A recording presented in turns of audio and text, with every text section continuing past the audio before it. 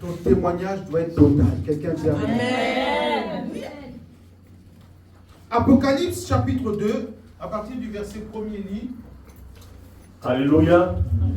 Bien-aimé, est-ce que tu peux t'élever pour écouter la parole de Dieu, s'il te plaît? Apocalypse chapitre 2, à partir du verset 1er. Écrit à l'ange de l'église d'Éphèse. Voici ce que dit celui qui tient les 7 étoiles dans sa main droite. Celui qui marche au milieu des 7 chandeliers d'or.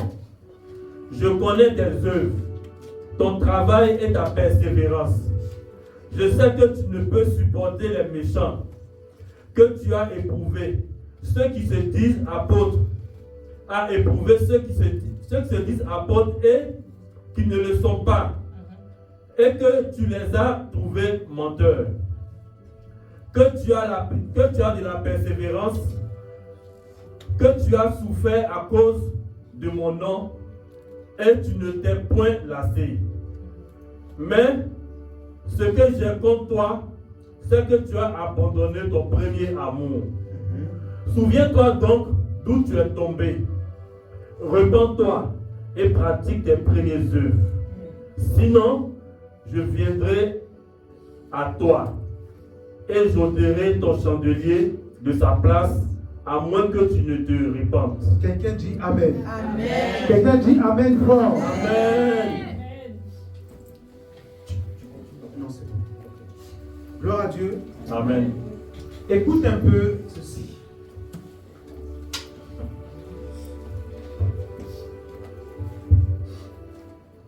Révélation de l'ange d'Éphèse. Voici ce que dit celui qui tient les 7 étoiles dans sa main et celui qui marche au milieu des 7 chandeliers d'or. Je connais tes œuvres, ton travail, ta persévérance. Je sais que tu ne peux supporter les méchants et que tu les as éprouvés. Tu as éprouvé ceux qui se disent apôtres et qui ne le sont pas. Et que tu les as trouvés menteurs. Que tu as de la persévérance. Que tu as souffert à cause de mon nom et que tu ne t'es point lassé. Mais ce que j'ai contre toi, c'est que tu as abandonné ton premier amour. Dis à ton voisin, ton premier amour. Ton premier amour. Alléluia. Amen. Ton premier amour. Yes. Alléluia. Amen. Je vais vous expliquer quelque chose et puis on va entrer dans la dimension de la prière. Ce que Dieu trouve dommage dans la vie de certaines personnes en cette fin d'année, c'est qu'il dit qu'il connaît ton travail. Tu es motivé pour les choses de Dieu. Tu es zélé. Dieu dit encore, il a vu ta dévotion. Il a vu ton investissement. Il a vu que certains ont menti, ont joué avec l'œuvre de Dieu. Ce sont 10 serviteurs de Dieu, ils ne le sont pas. Mais toi, tu as discerné, tu t'es retiré de ces gens. Dieu dit que tu as bien fait ton travail. Mais ce que Dieu dit qu'il a contre toi, pourquoi après avoir combattu, pourquoi après avoir tenu ferme, pourquoi après avoir lutté pour lui, tu as perdu ton premier amour? C'est-à-dire que la manière dont tu l'aimais au commencement n'est plus pareille. La manière dont tu venais dans la maison de Dieu, quand on dit dimanche, tu as une ébullition dans la maison. Dépêchez-vous, on doit aller à l'église. Tu te parfumes, tu t'habilles, tu te fais beau. Dieu dit, où est passé cet amour? Ou avant tu venais rapidement à l'heure? Ou avant quand tu venais pour chanter, tu te consacrais, tu prenais au moins 2-3 jours de jeûne. Parce que tu sais que tu vas intercéder, tu sais que tu dois chanter, tu sais que tu dois louer. Dieu dit, tu m'aimes. Dieu dit que tu me sers. Dieu dit que tu n'es pas entré dans le faux comme certains. Mais il dit, pourquoi tu ne m'aimes plus comme avant? La question que Dieu nous pose en cette fin d'année, ton amour n'est plus le même. Tu viens à l'église, mais tu n'as plus l'amour que tu avais auparavant. Tu pries Dieu, mais tu n'as plus cet amour de la prière comme avant. Mais tu es là dans la présence de Dieu. Dieu sait que tu combats le bon combat. Dieu sait que tu comptes le faux. Dieu sait que tu combats la sorcellerie. Dieu sait que tu combats les méchants. Dieu sait ces choses. Et il apprécie ton travail. Regarde ce qu'il dit. Je connais tes œuvres, ton travail, ta persévérance. Je sais que tu ne peux supporter les méchants. Il dit, je sais toutes ces choses-là. Je connais tes qualités. Mais il y a quelque chose que tu as abandonné, ton premier amour. De la manière dont on aimait Dieu quand on était converti. Souviens-toi avant, quand tu évangélisais dans la rue, les gens se moquaient de toi, ça ne te disait rien. Parce que tu avais découvert le meilleur. Souviens-toi, tu arrives au travail, tu parles de Jésus à tout le monde. Souviens-toi, tu pouvais t'enfermer dans la chambre. Prier, prier, prier. Tu ne dormais même pas sans prier. Mais aujourd'hui, tu as perdu cette intensité. Dieu dit, ce qu'il te reproche en cette fin d'année, c'est ton premier amour. Amen. Il sait que tu es un vrai chrétien. Dieu dit, il sait que nous ici, nous sommes des vrais chrétiens. Il sait qu'on l'aime véritablement. Il sait qu'on n'est pas dans le faux. Il sait qu'on n'est pas dans le mauvais. Il sait. Mais ce qu'il dit, c'est que la manière dont il nous a connus, c'est pas comme ça on est aujourd'hui. De la manière dont on était zélé, c'est pas comme ça on est zélé au Fata. Ce que tu étais capable de faire pour Dieu, aujourd'hui c'est dur. Quand on te disait, il y a culte, même s'il est 20h, tu vas courir. Et tu dis du moment que même 10 minutes seulement, ça me suffit dans la présence de Dieu. Même si je viens qu'il reste 5 minutes. Si c'est ce moment où on a dit Amen, gloire à Dieu. Mais tu étais content. Mais aujourd'hui, où est ce zèle? Où est cette foi, cette détermination? Il dit ton feu est en train de s'éteindre. Parce que tu as combattu. Tu as essuyé des batailles. Et le diable t'a blessé. Et tu as des séquelles, tu as des cicatrices, tu as des blessures qui font qu'au fur et à mesure, ton amour pour Dieu est en train de s'éteindre. Le piège du diable, en cette fin d'année, c'est d'éteindre l'amour que tu as pour lui. Je vous dis quelque chose. C'est pas parce que tu es un bon chrétien que tu ne vas pas pécher. C'est pas parce que tu pries beaucoup que tu ne vas pas pécher. C'est pas parce que tu lis beaucoup la Bible que tu ne vas pas pécher. C'est parce que tu as toujours gardé ton amour fidèle à ton Créateur. Si ton amour est intact, la querelle de Dieu va toujours s'emparer de ton cœur. Comment est-ce que tu aimes Dieu? C'est comme un homme qui est avec une femme ou une femme qui est avec un homme. Et arrivé un moment, vous êtes ensemble, mais l'amour n'est plus comme au premier jour. Mais écoutez, vous pouvez être ensemble, mais au fur et à mesure de votre relation, votre intimité va se dégrader.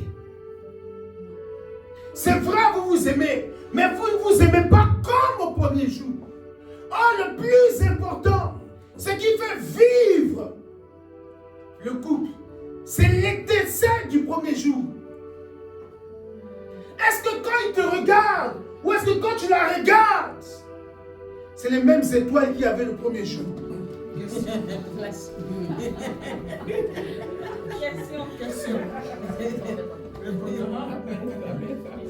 Avec Dieu, c'est comme ça. Est-ce que quand tu le pries comme quand tu le priais au premier jour?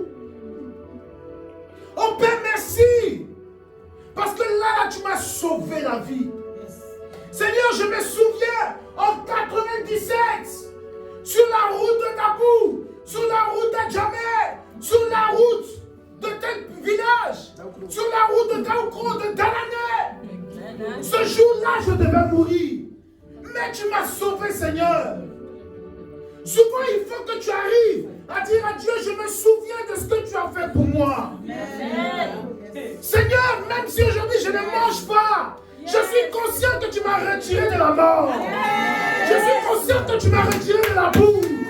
Je t'aimerai jusqu'au dernier jour. Je ferai de toi mon amour de tous les jours. Souvent, il y a des relations de couple qui ne peuvent pas mourir.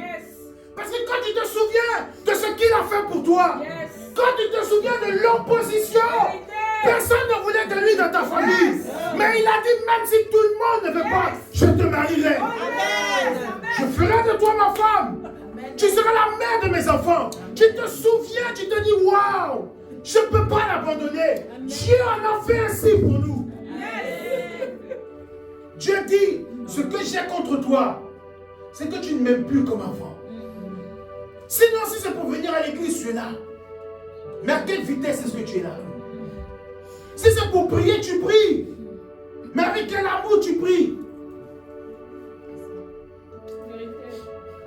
Dieu ce soir te dit en cette fin d'année, il veut que tu reviennes sur tes premières œuvres. Amen. Moi, je me souviens quand j'ai accepté le Seigneur, j'étais un fou. Et souvent, j'ai dit à Dieu, Seigneur, redonne-moi ce zèle-là. Ou même, je cherchais même les paralytiques dans la rue. Parce que je me dis, obligé, il va guérir aujourd'hui. Mais souvent, je dis, mais Seigneur, où est cette envie-là? Le diable est en train de nous étouffer. On perd le zèle. On perd cette dimension. Et souvent, quand je prie, je dis, Seigneur, redonne-moi cette onction fraîche que j'avais au début. J'étais fou. Je partais à Barbès, j'évangélisais. Je partais à Châteauroux, j'évangélisais. Partout, je parlais de Jésus. Yes. La séduction du diable, c'est de faire quoi quand nous sommes arrivés? On n'a plus besoin de faire ça. Ça, c'est pour ceux qui viennent de commencer. Dieu dit, où est ton premier amour? La manière dont tu aimais Dieu. La manière dont tu priais Dieu. La manière dont tu dis, qui m'a donné 50 € pour participer à telle chose? On n'a même pas fini de parler, tu dis, oh, c'est fait. Amen. Yes. Mais aujourd'hui, quand on parle, tu comptes tes euros. Tu calcules. Dieu dit, pourquoi tu ne m'aimes plus comme avant? Avant, tout ce que tu avais, c'était pour moi. Avant, tout ce que tu faisais, c'était pour moi. Mais aujourd'hui, c'est toi d'abord. Or qu'avant, tu disais Dieu d'abord. Mais aujourd'hui, c'est toi d'abord. Mais je prophétise que Dieu redevienne d'abord. C'est pour cela qu'il y a beaucoup de choses que nous n'arrivons plus à voir. Parce que notre amour a été affecté. Ton amour a été entaché. Trop de circonstances, trop d'épreuves. Je vous dis quelque chose. Chaque personne a besoin d'aller en retraite. Souvent, tu as besoin de te retirer, faire le vide et renouer ton amour avec Dieu. Yes. Regardez, même les couples, souvent quand ça ne va pas, ils voyagent. Amen. Et quand ils voyagent, ils ne pensent plus à ce qu'ils vivent. Ils sont dans un autre décor, dans une autre atmosphère. Et ils oublient beaucoup de tralala autour d'eux. Et ils sont en train de renouer. Souvent, avec Dieu, tu as besoin de te retirer. Seigneur, entre toi et moi, ça ne va plus comme avant. Seigneur, qu'est-ce qui se passe? Je n'arrive plus à prier comme avant. Seigneur, qu'est-ce qui se passe? Je n'arrive plus à jeûner comme avant. Seigneur, qu'est-ce qui se passe? Mon amour a été blessé. J'ai envie, mais je n'y arrive pas. Souvent, nous avons envie, mais on n'y arrive pas. Et Dieu dit, il ne comprend pas certains chrétiens. Leur amour n'est plus véritable.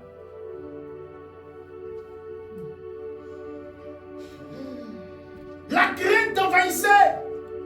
Mais tu vois femme de ton camarade, tu fermes les yeux. Tellement tu as peur de pécher. Aujourd'hui, même tu...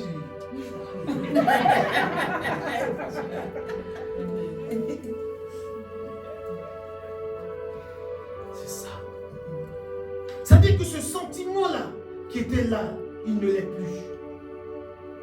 Ce soir, il faut que ce sentiment revienne. Amen. Tu ne peux pas entrer en 2024 avec ce sentiment-là. Tu dois être une nouvelle créature en 2024. Amen. Ça veut dire que tu dois reprendre la nouvelle nature. Je vous assure, j'ai fait l'expérience. On perd le feu. Beaucoup pensent qu'on ne le perd pas. On perd le feu. Le feu s'entretient. Le feu s'entretient. De la même manière que l'amour s'entretient, notre intimité avec Dieu s'entretient. On peut perdre l'amour pour Dieu et rester chrétien. Quand on dit de donner, tu bavardes.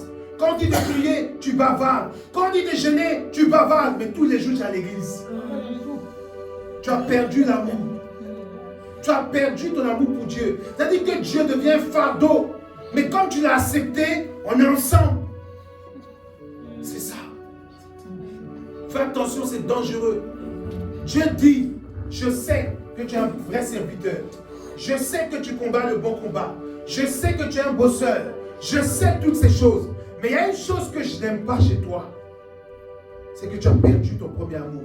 Donc regardez, tout ce qu'on fait dans la maison de Dieu, c'est zéro quand on n'a pas l'amour de Dieu. Amen. Amen. C'est ça. Tu viens à l'église, mais tu n'aimes plus Dieu comme avant. Imagine-toi, tu vas voir un ami, mais il commence à t'énerver. Tu dis à lui-même, je ne sais même pas pourquoi il m'en va chez lui-même. Mais comme on a l'habitude d'aller chaque samedi chez lui, tu es là-bas.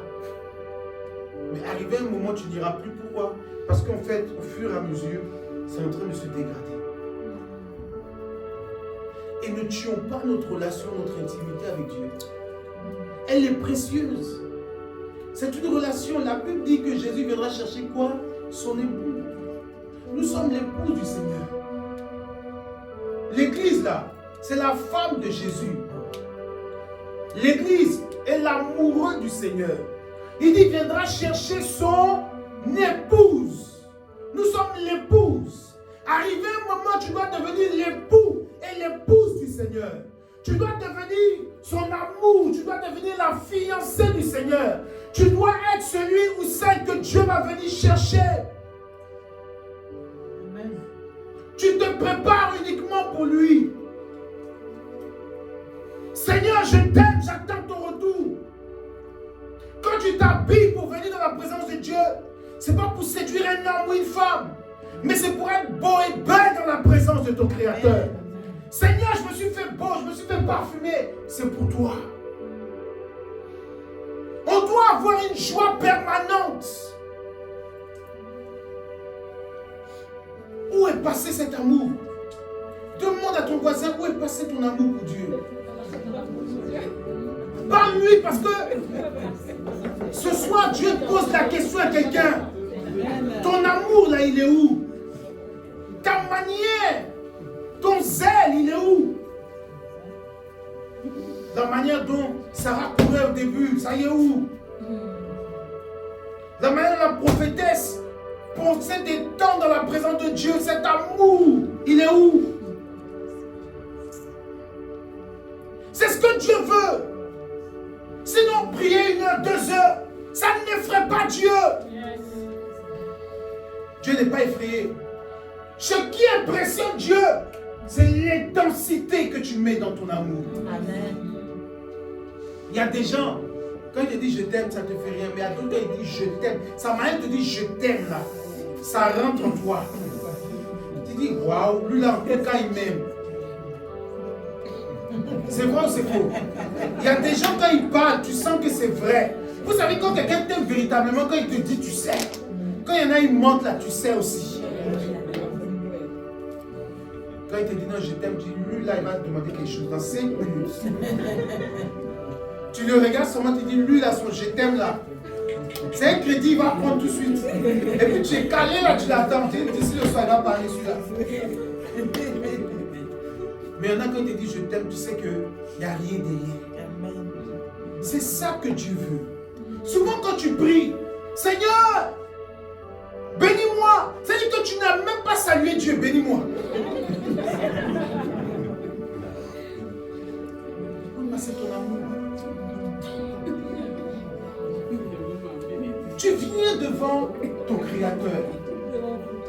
Père, merci pour ta grâce. Seigneur, je suis sorti ce matin et je suis rentré sain et sauf. Comment ne pas te louer? Comment ne pas t'adorer? Seigneur, ma mère est en vie. Mes frères, mes soeurs sont en vie. Mes enfants sont en bonne santé. Seigneur, je veux simplement te glorifier. Parce que je sais que tu es dans ma barque. Que la gloire et l'honneur te soient rendus. Ainsi j'ai prié. Amen. Amen. Tu n'as pas demandé ton problème de crédit.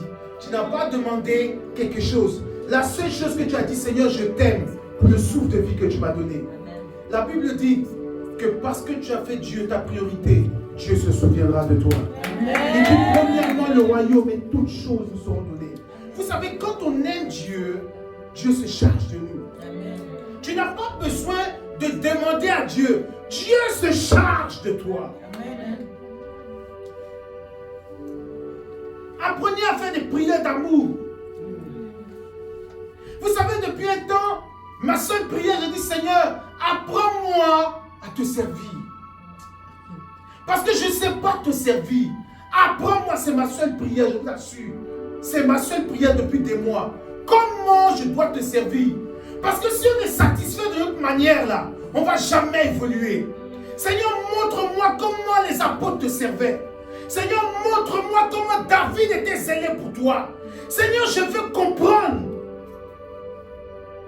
Je dis souvent, Seigneur, qui es-tu? Qui es-tu? Hier, j'étais ici à l'église en train de prier. J'ai dit, Seigneur, où es-tu et qui es-tu? Je veux te voir. Je te sais, je ne t'ai jamais vu. Je te sais, je ne t'ai jamais vu. Je veux te voir. Je veux comprendre le Dieu que je sais. Je veux le découvrir. Comment il est. D'autres disent qu'il est blanc. D'autres disent qu'il est noir. D'autres disent qu'il est en diamant. Mais qu'est-ce que moi je peux dire à ton sujet? Seigneur, comment est-ce que je peux te servir si je ne te connais pas? Comment, Seigneur? Je parle de quelqu'un que j'ignore.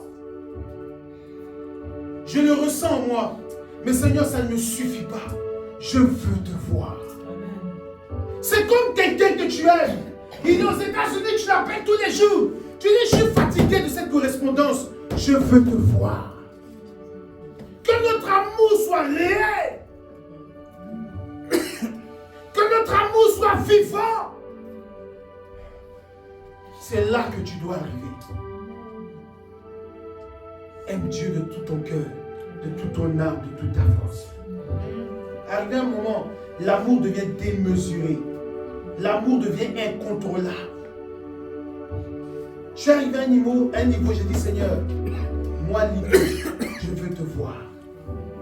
Je veux te voir. Je ne sais pas ce jour-là si je vais fuir, comment ça va être. Mais moi, en tout cas, je dirais que je l'ai vu. C'est ma prière. Je ne veux plus avoir des apparitions angéliques, je veux le voir. Peut-être que quand je le verrai, mon amour va être explosif. Parce que si on veut se contenter des miettes, je vous assure qu'on peut mourir en chemin. On peut mourir en chemin. Je veux te connaître. Dis à Dieu, Seigneur, je veux te connaître. Tu es mon Père. Tu es mon amour. Tu es mon Créateur. Mais toi-même, tu n'aimerais pas qu'il te visite. Qui s'asseye pendant que tu dors. Qui s'asseye comme ça, à tes pieds. Et une douce présence te réveille, tu vois la gloire de Dieu à tes pieds. Et il dit, je suis l'alpha et l'oméga. Le commencement et la fin. Je suis ton Dieu. Quelle gloire. Que ton amour le cherche. Amen. Si tu aimes Dieu, cherche-le. Parce que Dieu dit que ce qu'il a contre nous, c'est qu'on ne l'aime plus comme avant. Ne laisse pas des circonstances tuer l'amour de Dieu. Que la grâce et la puissance soient manifestées au nom de Jésus-Christ. Amen. Amen. Amen. Tiens-toi debout, je veux prier pour tout le monde.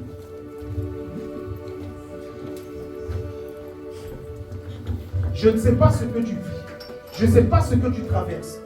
Je ne sais même pas ce que tu as. Quelle maladie? Qu'est-ce qui te ronge? Écoutez, Dieu nous aime. Dieu dit, on doit l'aimer, c'est tout. On doit l'aimer plus que tout. Dieu aujourd'hui peut te guérir. Dieu peut te délivrer. Dieu peut te restaurer. Mais c'est ton amour qui fait que Dieu n'agit pas. Ce soir, je vais prier afin que le miracle s'opère avant la fin de l'année. Parce que moi j'aime ce Dieu.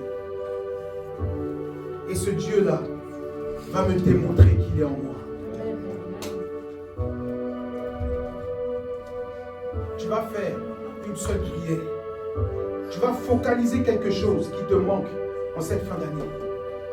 S'il te plaît, ne demande pas n'importe quoi à Dieu. Il y en a qui aiment vite demander l'argent, alors que toi-même tu n'es pas stable dans ta tête. Tu n'es pas stable, tu veux l'argent. Demande la stabilité. Comme ça, quand tu auras l'argent, tu vas bien gérer l'argent. Il y en a qui ont eu l'argent, ils ont dilapidé. Il y en a même souvent, quand ils ont beaucoup d'argent, ils ne font rien de bon avec. Ils font tontine. Ils ont 5 000 euros. D'ici 2-3 mois, lui-même il calcule, il dit, mais j'ai payé quoi même? Ça l'énerve. Là, il est dans le remboursement, il n'a rien réalisé. Demande à Dieu qu'il te stabilise. Afin que quand tu auras quelque chose dans la main, que cette chose-là dure.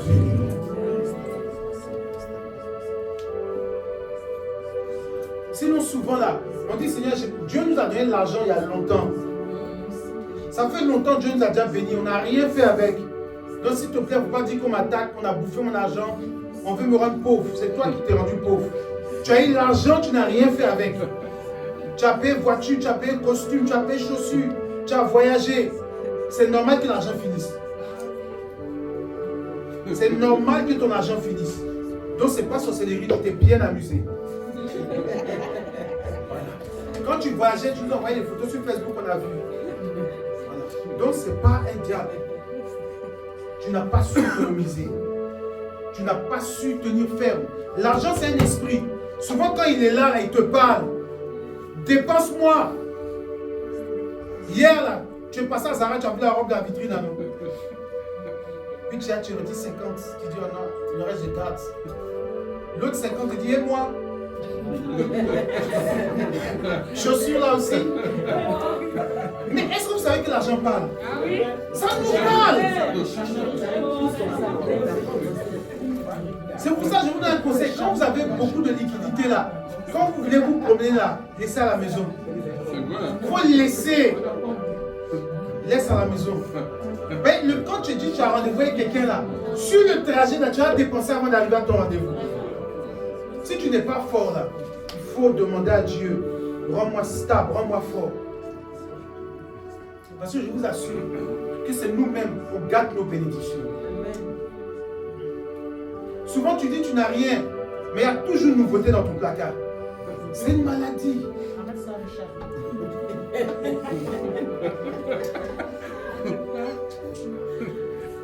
C'est nous-mêmes, on doit se guérir.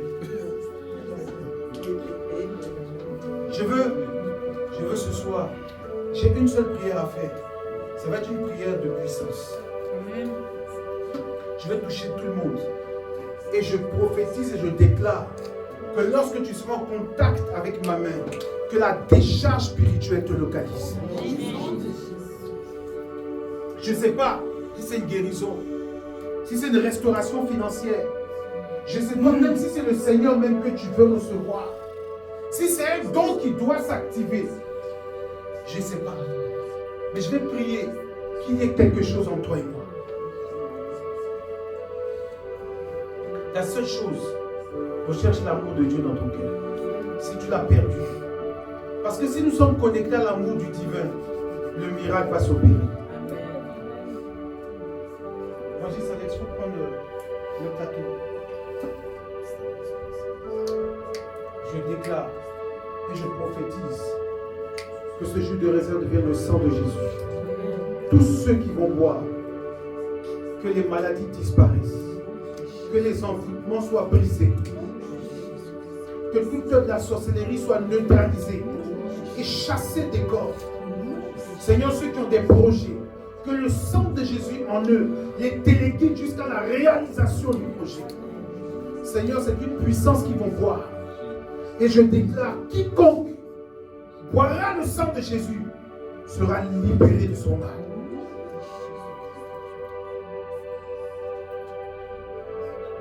Approche-toi, mets-toi devant. Tu bois le sang de Jésus et tu commences à faire ton vœu dans ton cœur. Et après, je vais toucher.